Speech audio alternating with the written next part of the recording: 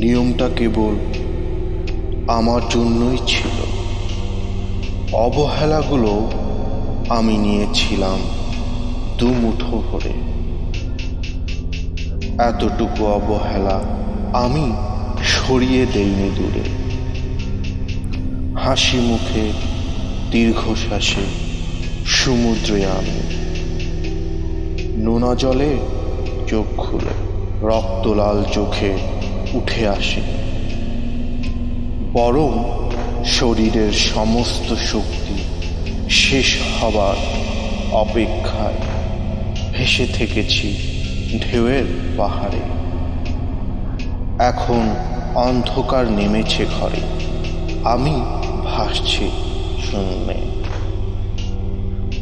ফিরছি যেন ঘরের দিকে, কিন্তু ফিরছি না গন্তব্যে। অথচ তুমি আটকে আছো অন্য কারো প্রেমে, অন্য কারো মনের মন মন্দিরে। আজকাল তোমার পুজো হয়, কেবল আমার পুজোর বকুলের ফুলের দোষ ছিল। তোমার পুজোর থালায় সেই ফুল কখনোই স্থান পায়নি। অদ্ভুত হলেও কেবল আমার মনের ছোট আসমানের ঘরে জ্যোৎস্না আসে না দিগন্ত জোড়া পূর্ণিমায়।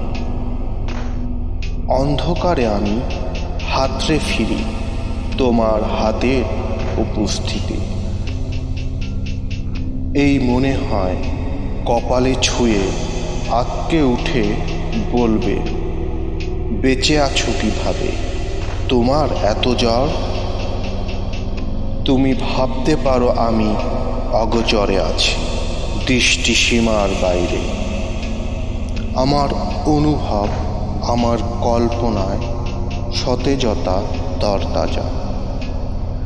তাকে কোনোভাবেই মিথ্যা দিয়ে আমি প্রতিরোধ করতে চাই না। বুকের ফাটলে জমে থাকা অসংখ্য দরখাস্ত স্বাক্ষরহীন পড়ে আছে অপেক্ষার অসুখে। যেন ইদানিং সময় কম, কাজ বেশি, তাই নিরপেক্ষ ঘড়িটার সাথেও তুমুল বিরোধ। নিয়মটা কেবল আমার জন্যই ছিল। অবহেলাগুলো আমি নিয়েছিলাম দুমুঠো ভরে। এতটুকু অবহেলা আমি সরিয়ে দেইনি